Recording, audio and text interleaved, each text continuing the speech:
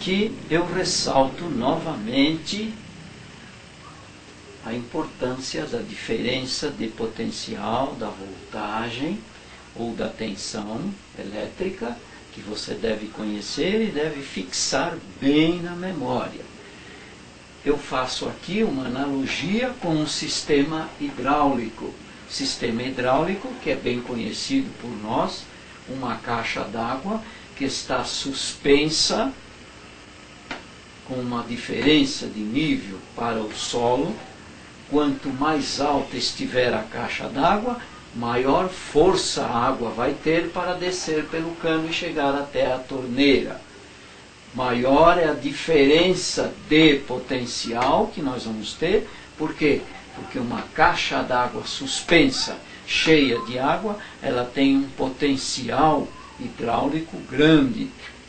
Ou seja, ela tem uma força para fazer a corrente de água fluir pelo condutor de água.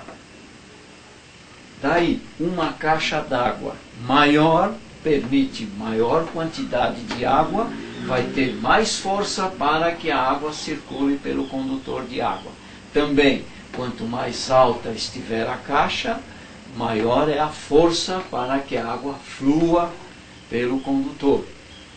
Da mesma maneira, acontece com a energia elétrica, com a diferença de potencial elétrica, com a força eletromotriz, com a voltagem ou com a tensão.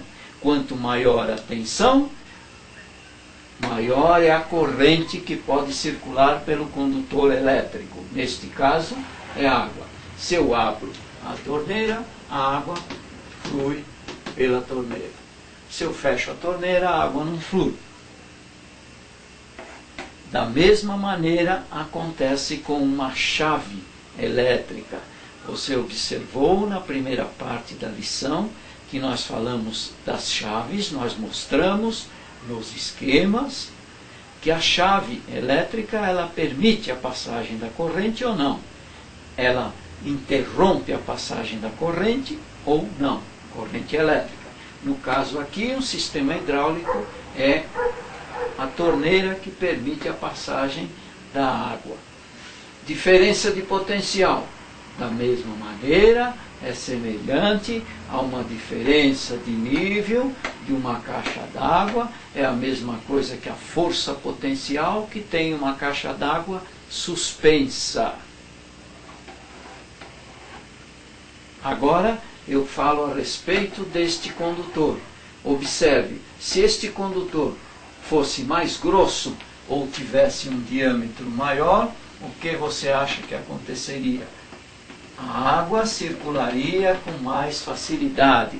O fluxo de água estaria circulando pelo condutor com mais facilidade. Ou seja, um condutor mais grosso, com diâmetro maior, permite maior quantidade de água passar. Ou seja, ele tem menor resistência à passagem da água.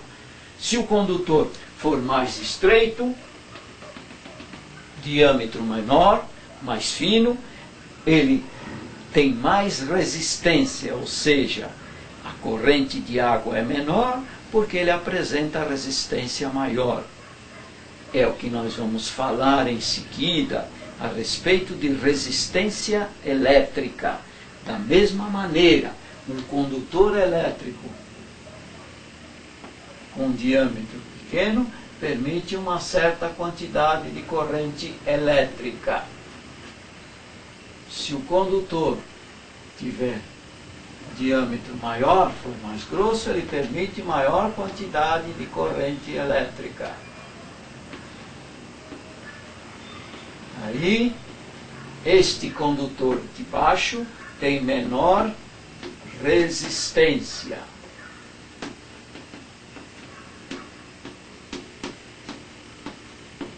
Por quê? Porque ele é mais grosso, ele é mais largo. Este aqui tem maior resistência.